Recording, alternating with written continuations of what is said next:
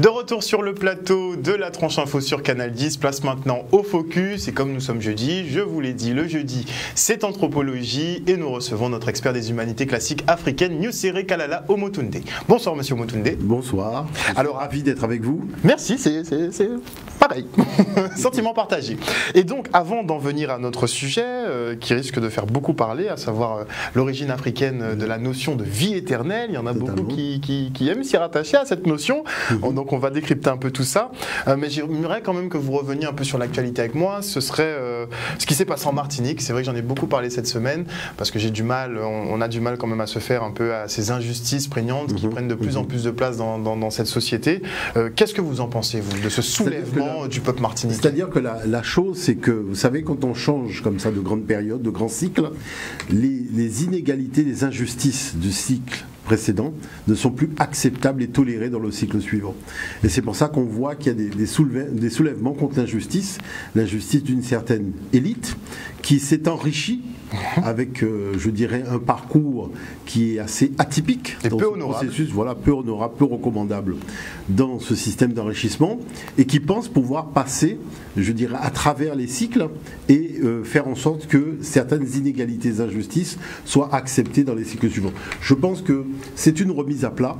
Et des choses comme ça sont, je dirais, excellentes pour la philosophie, c'est-à-dire prendre le temps de la réflexion et de comprendre que nous sommes arrivés dans une autre façon de voir les choses, de concevoir le projet du vivre ensemble, le projet de société, le projet de civilisation d'une façon générale, et qu'il faut remettre, je dirais, tout simplement un peu de morale dans les rapports humains et un peu de morale, je dirais, dans les échanges entre les classes sociales. Maintenant, ce qu'il y a de très particulier, c'est qu'on arrive à un moment où les gens ont l'impression qu'on les a menés dans l'impasse et que cette impasse, il n'y a pas de possibilité d'escalader le mur ou d'enlever le mur, et il n'y a pas de portier qui va ouvrir le mur. Dès qu'on arrive là, c'est toujours le début des grandes manifestations, des grandes révoltes, c'est l'envie de tout briser, de tout casser. C'est, je dirais, une notion quand même, et c'est là où on voit à la fois, je dirais, la grande réflexion et l'esprit d'élévation d'une certaine élite qui comprend ça et qui essaye d'éviter l'affrontement. Mais là, on est manifestement avec des gens qui jouent petits, des petits esprits, vous voyez, qui tout simplement se réfugient à travers tout un système de répression qui sont, je dirais, ceux qu'on voit généralement chez nous et qu'on a l'habitude de voir depuis qu'on est tout petit. Et en face, on a un déterminisme qui est quand même assez manifeste, c'est-à-dire que les gens en ont marre. Les gens en ont marre, les gens sont fatigués. Mais il y a la volonté de venir au dialogue, de venir discuter, de venir échanger. Est-ce qu'il y a un dialogue possible quand on a par exemple un gouvernement qui est complètement braqué? On a quand même une année de mobilisation non-stop en France. C'est-à-dire qu'on a une année de mobilisation non-stop avec, je dirais, une vérité qui n'est pas dite, des explications qui ne sont pas données. Et il se passe quand même des choses assez sérieuses dans l'Hexagone, hein, dans les mouvements je dirais, de protestation. On brûle, on casse. Mais on a l'impression qu'il y a quand même des fois deux poids, deux mesures entre ce qui se passe ici et ce qui se passe là-bas. Toujours est-il que la question, c'est est-ce qu'on peut considérer que le débordement est venu des manifestants en Martinique? Manifestement, on a des gens qui sont venus discuter et qui se sont retrouvés confrontés à une fin de non-recevoir. Mais est-ce qu'on peut faire ce genre, je dirais, de rencontre à huis clos? C'est-à-dire, c'est quand même l'occasion pour le peuple d'être présent. Vous savez, au tribunal de Bobigny et dans d'autres tribunaux, à Paris et autres, le public peut assister aux séances. Il n'y a pas une interdiction aux gens d'assister. Normalement, ce sont des choses qui se font justement pour éviter. Parce que quand on commence comme ça veut dire qu'on n'est plus là pour rendre la justice. On a des choses à cacher. Voilà, on a des choses à cacher et défendre des intérêts cachés et des intérêts de certains petits groupes. Bon, maintenant l'attitude du préfet qui doit assumer ses responsabilités et qui manifestement est nommé ailleurs ou par ailleurs, tout ça montre bien qu'il y a quand même une ambiance quelque part un peu nauséabonde. Maintenant, ce que je dirais au-dessus de tout ça, c'est que je pense que les projets de civilisation, en tout cas les projets économiques, les stratégies économiques, totalement inhumaines. On voit ce que ça donne maintenant en termes de réflexion en Australie, puisque maintenant que l'Australie est en train de brûler, on voit des gens qui se disent, mais finalement, vis-à-vis des aborigènes, est-ce qu'on n'a pas été un peu trop loin? Et c'était la même chose l'an dernier avec la Californie qui brûlait. Les gens se disaient, mais finalement, est-ce qu'avec les Indiens d'Amérique, on n'a pas été trop loin? Vous voyez? Bon. La chose, c'est que je pense qu'il y a un effort de réflexion qu'il faut faire. Et l'effort de réflexion, il est très important. Parce que, en fait, dans ces mouvements, on crée des masses d'énergie, mais des masses d'énergie qui n'ont pas pour vocation de concevoir une stratégie qui permettra, je dirais, à ceux qui se sentent exclus du système de créer leur système. Parce qu'on a l'impression que ceux qui se sentent exclus du système veulent rentrer dans le système. Or, le but, c'est pas de rentrer dans un système. Ce serait d'en créer un autre. C'est de créer un contre-système. Voilà les enjeux. Vous voyez, et c'est là où ça devient intéressant. C'est dans le fait de créer le contre-système où là, ça devient quelque chose d'intéressant.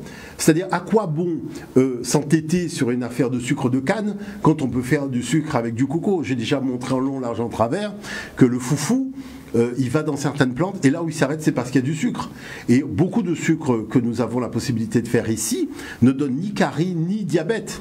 Alors pourquoi s'entêter à, je dirais, forcer la nature à faire quelque chose sur un délai qui n'est pas le délai convenu et qui fait que la molécule de sucre est une molécule, en tout cas la molécule de sucre de canne est une molécule agressive pour l'organisme parce qu'on ne lui a pas donné le temps, je dirais, prévu pour devenir cristal de sucre. Maintenant, la chose qui se passe, c'est qu'on a la possibilité de créer des alternatives.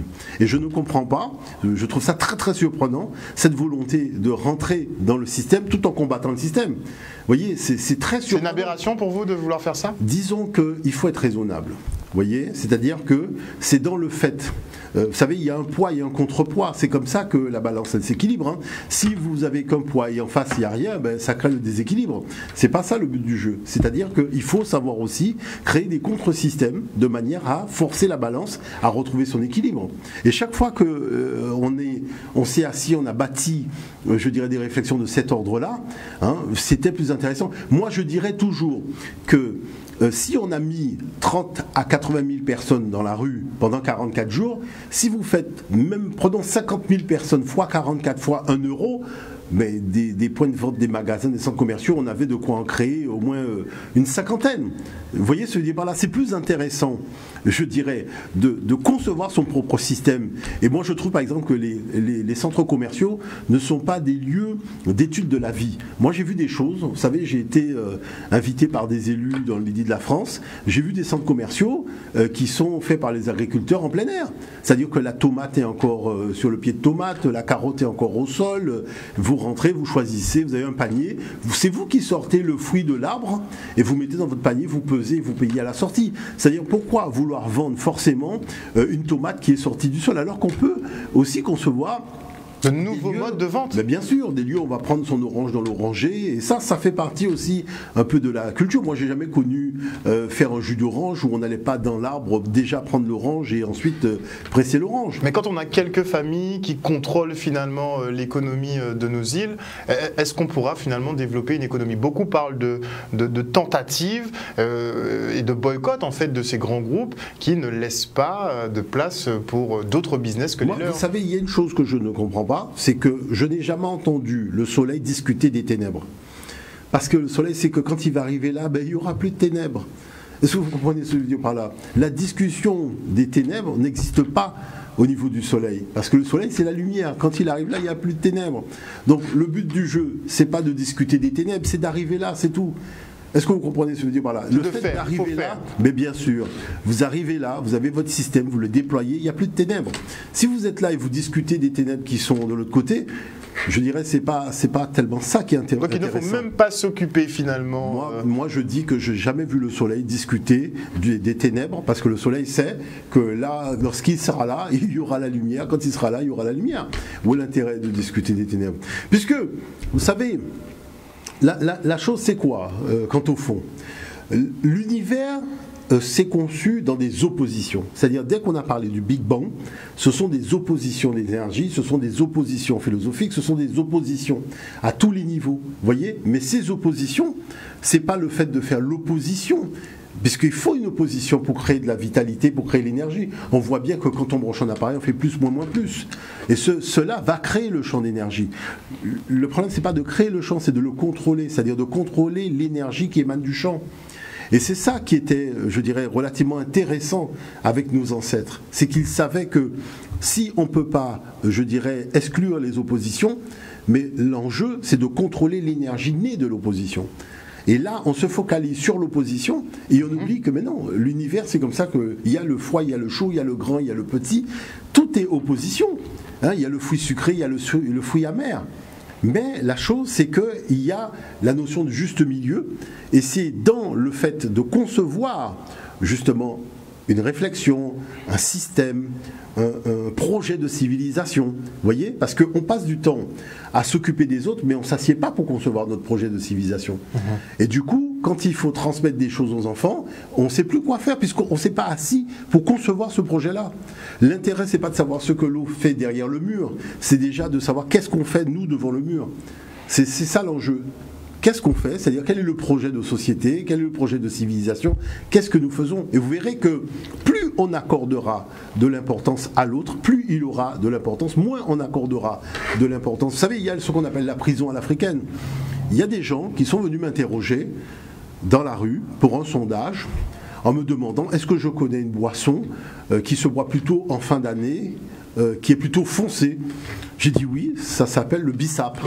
On me dit mais le bissap, de quoi vous parlez? Je vous parle d'une boisson qu'on voit à la télévision et qui fait des bulles que tout le monde boit. J'ai dit oui, mais le bissap fait des bulles aussi. D'ailleurs on appelle ça ici groseille. Groseille. Vous voyez? Exactement. Et la chose c'est que là où il voulait m'emmener, je n'y vais pas. J'ai dit mais le groseille c'est un jus qui est foncé. Et je ne vois pas pourquoi vous voulez... Donc l'évidence de l'autre n'est pas forcément là. C'est pas forcément l'évidence de tout le monde. La chose, c'est qu'il a le droit de préférer ça. Moi, je préfère autre chose. Et c'est là que ça devient intéressant, parce que ça crée une discussion, ça crée un échange. Vous voyez? Et là, il ne faut pas oublier. Il ne faut pas, je dirais, accorder plus d'importance à certains phénomènes de désorganisation de la société, le tout c'est d'avoir cet esprit de constitution, voyez, d'un projet de civilisation intégrant les désirs de tous et permettant à chacun de se réaliser. Et ça, je pense que c'est important. Vous voyez, par exemple, on est toujours dans votre schéma d'avoir une histoire forte. Prenons un exemple. Vous savez, on dit oui, voilà, les bateaux ont du mal à arriver, donc du coup on se retrouve avec une pénurie d'un certain nombre de denrées. Mais c'est excellent, parce que il faut sortir, il faut que nous apprenions à sortir de notre zone de confort. Vous voyez, une société ne peut pas faire de bond en avant, ne peut pas progresser si elle est tout le temps dans sa zone de confort. Ça veut dire qu'il faut rechercher des processus nouveaux, tisser de nouvelles relations. Vous voyez, les gens se disent, bon, est-ce qu'on est en agriculteur? Vous voyez, tout le monde commence à chercher, à voir, et que finalement, c'est dans ces moments-là qu'on se découvre des talents. Donc, ce n'est pas des moments qui portent préjudice à la société, ce sont des moments où la société se prépare à faire un bond, c'est-à-dire à passer au-dessus de choses qu'elle ne pensait pas pouvoir, je dirais, contrecarrer, et c'est là où ça devient intéressant parce que ça permet de voir qu'est-ce qui, au fond, représente notre projet de civilisation. Vous voyez, la chose, c'est vrai, on dit le fait d'aller au marché, les denrées coûtent cher, mais les denrées coûtent cher parce que l'agriculteur qui avait l'habitude de faire ça, vous savez, moi, ma grand-mère, quand elle avait les pommes cannelle, mais c'était pratiquement donné. Mais aujourd'hui, l'agriculteur a l'impression... Maintenant, c'est 4 euros le kilo. Mais parce qu'il a l'impression que s'il ne met pas un tel prix, il n'arrivera pas à payer ses factures, il n'arrivera pas à payer son loyer. C'est-à-dire qu'il n'est pas rassuré. Il n'a pas la confiance de la société. Et la société va se renvoyer la balle en disant oui, mais à 4 euros, c'est un peu cher. Mais si on crée le climat de confiance, on le rassure, vous voyez, on lui montre un intérêt, et que même quand on parle des fruits à l'école, ben, ce sont des fruits qui figurent dans les fruits qui sont présentés aux enfants. Là, il est rassuré, donc il se dit j'ai un avenir. Mais si on ne fait pas ça, il est dans le sauf qui peut. Donc la réponse, c'est d'augmenter les prix. Bon, après, si on dit consommer local, est-ce qu'on peut avoir une télévision locale fabriquée localement ou une voiture fabriquée localement? Je tiens quand même à rappeler qu'il y a un Guadeloupéen qui a fait une tablette tactile et qui a eu quand même, je dirais, un article. Rien ne nous empêche aujourd'hui de fabriquer la télévision qu'on veut ou la voiture qu'on veut. Ce ne sont pas des choses compliquées à réaliser. C'est que nous avons ce qu'on appelle des pensées limitantes. C'est-à-dire qu'on nous a fait croire que à 50 cm, plus haut aucun Guadeloupéen ne peut passer au-dessus du mur. Dès que surtout ça touche à des domaines d'intelligence. Vous voyez, quand c'est des domaines sportifs, bon, on a eu des exemples. Dans les domaines de technologie, on voit que là, les choses sont plus cachées. Et pourtant, beaucoup de Guadeloupéens développent de la technologie dans les grands centres de technologie internationaux, puisque certains même me contactent, m'envoient des mails ou m'envoient des WhatsApp. Donc, je vois bien que ces choses-là, nous les avons aujourd'hui. Mais la technologie de hier n'est pas la technologie d'aujourd'hui, parce que tout a été simplifié. Tout a été, je dirais, conçu dans une logique qui permet non seulement d'avoir le système en miniature, mais on a aujourd'hui des espèces de cartes mères transversales qui peuvent être utilisées dans différents domaines. Et une carte mère, c'est comme un temple égyptien. D'ailleurs, on regarde un temple égyptien. Le temple égyptien, c'est déjà une carte mère. Donc, qui fait que je pense que c'est important que, vis-à-vis des jeunes générations, que nous arrêtions de transmettre des pensées limitantes. Et que nous comprenions que nous sommes des êtres de lumière et nous n'avons pas de limites. Et nous sommes les esclaves de personne. Vous comprenez ce vieux par là? Dès qu'on a intégré ça, c'est là où on commence vraiment à faire ce que les anciens appelaient ces révolutions en termes de scarabée, accomplir ces scarabées, c'est-à-dire passer à des étapes supérieures. C'est ça le plus important. Et on reste toujours sur votre schéma donc d'avoir une histoire forte, puisqu'on ne parle pas d'histoire pour rien. Une histoire forte donne une culture forte, donne de fait une économie. Ça ne va pas donner, je dirais, le carnaval de Rio bis, parce que là aujourd'hui, ce qui est en train de se passer, on est en train de s'orienter vers le carnaval de Rio bis, c'est-à-dire qu'on cherche à concevoir un produit touristique, à faire un peu, je dirais, du business. On est toujours un peu dans la copie, vous trouvez? Mais c'est dans la reproduction. C'est là où se situe la problématique de fond. Parce que l'absence de culture fait qu'on fait les franchises. Vous voyez, quand on n'a pas d'histoire, on n'a pas de culture, on fait de la franchise. La franchise, c'est quoi? C'est copier ce qu'on a vu l'autre faire. Alors que le but du jeu, c'est de comprendre c'est quoi le mécanisme économique, mais de bâtir son propre mécanisme économique. C'est ça les enjeux. Innovation. Et je peux vous dire qu'on a beaucoup de ressources. Méfiez-vous quand même du potentiel en Guadeloupe. Moi, je trouve que notre potentiel est extraordinaire. Je trouve qu'il est sans limite. Il est sans limite. Les gens font des choses extraordinaires. Même, j'invite les gens, par exemple, le dimanche, à sillonner les routes et à s'arrêter quand ils voient des artistes qui présentent leur œuvre. Parce que c'est la moindre des choses que de s'arrêter 2 minutes pour aller comprendre mais comment cet artiste-là, qu'est-ce qu'il crée, pourquoi il crée, c'est quoi son inspiration. Il y a des choses au bord de la route, des fois extraordinaires. C'est là où, par contre, je trouve surprenant que ces œuvres d'art qui sont faites par des Guadeloupéens sont au bord de la route et ceux qui est made in Taïwan et à l'aéroport. Vous voyez, on se comprend. Très bien d'ailleurs. On va passer, d'ailleurs on parlait de marché justement, et bien si vous voulez chercher des pommes cannelle, n'est-ce pas, si vous n'en avez pas à proximité ou que vous habitez dans les centres-villes, moi je vous conseille le marché à Montréal à Pointe-à-Pitre. Totalement. Il y a énormément de produits locaux 100% guadeloupéens. C'est vrai qu'on peut trouver que c'est un peu cher, mais c'est pas des choses qu'on trouve tous les jours. Franchement, vous serez vraiment surpris. Si on crée une centrale, si on a les centrales qu'on avait avant, on pourra arriver à résoudre ces problématiques-là. Ça viendra. C'est le collectif qui permet non seulement de rassurer, mais de mettre en place des processus durables. L'individualité est un problème dans le domaine économique. Clairement. J'ai même trouvé des rambutans de Trois-Rivières. Je ne savais même pas qu'on faisait pousser ça ici. Sincèrement, j'étais magnifiquement surpris. On va en venir maintenant à notre sujet central pour ce soir, à savoir la notion maintenant de vie éternelle qui viendrait effectivement d'Afrique. Bon, ce qui ne me surprend pas, mais il faudrait quand même expliquer aux téléspectateurs. Totalement. C'est-à-dire que moi, ce que je constate, c'est que la connaissance qu'acquiert une certaine élite, cette connaissance n'est pas mise à la disposition du public, c'est-à-dire n'est pas mise à la disposition des masses. Elle sert à manipuler les masses. Et ça, c'est quand même problématique. Vous voyez, c'est quand même problématique parce qu'aujourd'hui, les gens, il y a une exaspération générale qui fait que les gens ont besoin aujourd'hui de regarder l'avenir et de voir le soleil se lever dans cette direction.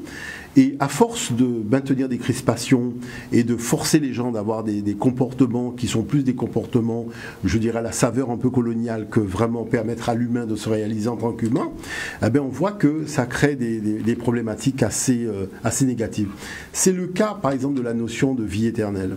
Parce que dans tous les débats auxquels je participe à travers le monde, dans tous les ouvrages scientifiques, les magazines scientifiques, les hors-séries de Nouvelle Obs et compagnie, il y a une constante dans ces documents, c'est que la notion d'immortalité de l'âme, comme disaient les anciens, l'immortalité de l'âme est un concept africain.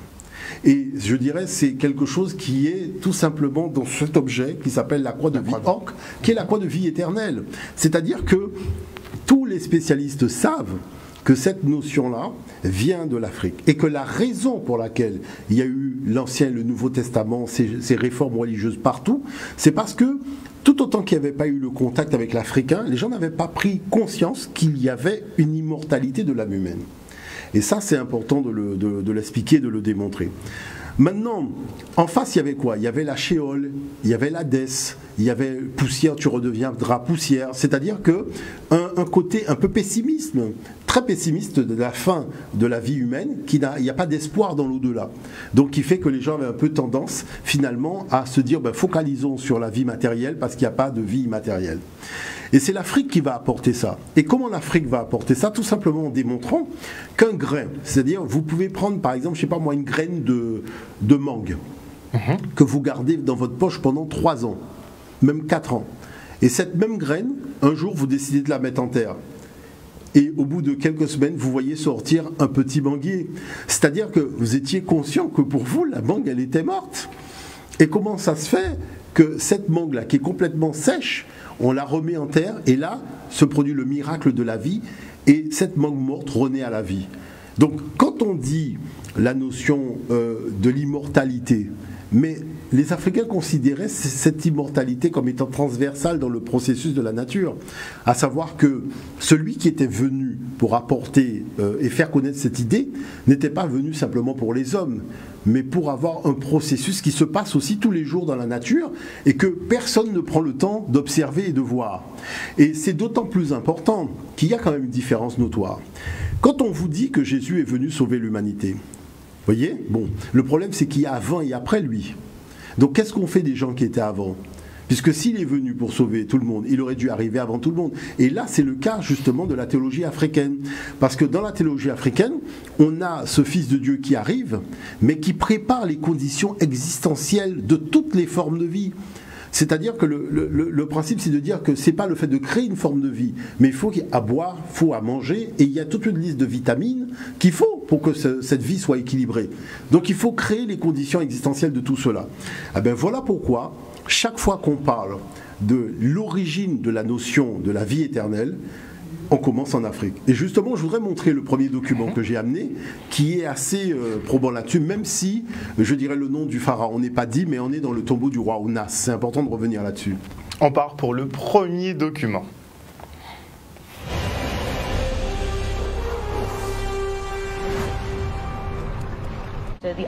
L'idée que les gens ont aujourd'hui de la résurrection a pris naissance ici, à Saqqara, il y a 5000 ans. C'est donc là où est née l'idée de la vie après la mort? Oui, on pourrait dire ça comme ça. Nous empruntons maintenant la chaussée qui mène au temple d'Amosis. Oh mon Dieu, c'est incroyable! C'est fabuleux, n'est-ce pas? Que racontent tous ces hiéroglyphes? Ce sont des formules magiques ou des incantations religieuses qu'Amosis a fait graver dans la pierre. Quand l'heure était venue de passer de ce monde-ci à l'autre, il devait réciter toutes ces formules et elle lui fournissait des instructions. Lorsqu'il traversait des passages dangereux, par exemple, elle lui disait que faire ou que dire. Que disent-elles précisément? Il y en a une ici qui permet à Amosis, en récitant la formule magique, de triompher des démons. Cette autre-là indique qu'Amosis continuera à s'élever et que son âme vivra éternellement. En gros, celle-ci lui permet d'établir sa domination sur toutes les créatures à tête de démons. Son nom est inscrit sur toute la longueur du mur. C'est ce que j'étais en train de regarder. Il y a plein de dessins identiques. Et ça, c'est son nom? Oui. On peut couper, voilà. Et donc? Alors, en fait, là, ça devient intéressant, parce que déjà, on n'est pas dans le tombeau d'Amosis, on est dans le tombeau d'Ounas. Bon. Et la chose qui est la plus importante dans le tombeau d'Ounas, c'est la corrélation entre les textes hiéroglyphiques et la Bible, puisqu'on a les mêmes textes. Et là-dessus, la chose qu'on constate, c'est que le texte sacré avait pour personnage l'individu lui-même. Vous voyez, c'est très important de comprendre ça, parce que la différence, elle est significative. La spiritualité, c'est considérer que quelqu'un veut apprendre à conduire une voiture, on va lui apprendre à conduire cette voiture, et dorénavant, quand il a passé le permis, il conduira cette voiture seul. Donc il pourra faire l'expérience de sa divinité. voyez. Par contre, ce qu'on a fait avec la religion, c'est qu'on a créé un bus, et il y a un conducteur qui conduit le bus. Vous ne savez pas vraiment où il va. Il vous raconte des histoires de dormir debout, mais vous êtes dans le bus et vous n'avez pas la possibilité de descendre. Voyez. Et c'est là où on constate que lorsqu'on commence à descendre, on retrouve, je dirais, la maîtrise de sa vie. Parce que beaucoup de gens sont dans le bus, mais par angoisse d'eux. Ils ont peur de ci, ils ont peur de ça, et on leur donne l'impression. Oui, mais c'est-à-dire qu'on leur donne l'impression que Dieu, c'est un Dieu qui a un bâton et qui frappe tout le monde.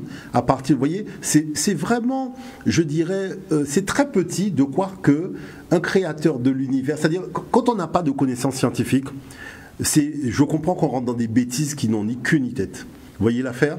Parce que quand vous commencez à vous élever, à regarder les étoiles, le ciel, le soir, à regarder le ciel et compagnie, vous comprenez que la première chose qui est, je dirais, l'archétype du créateur de l'univers, c'est sa qualité de demeurer dans le silence, dans le calme. Vous voyez l'affaire, c'est quelque chose d'impressionnant. Il y a un adage qui dit que Dieu est dans le silence.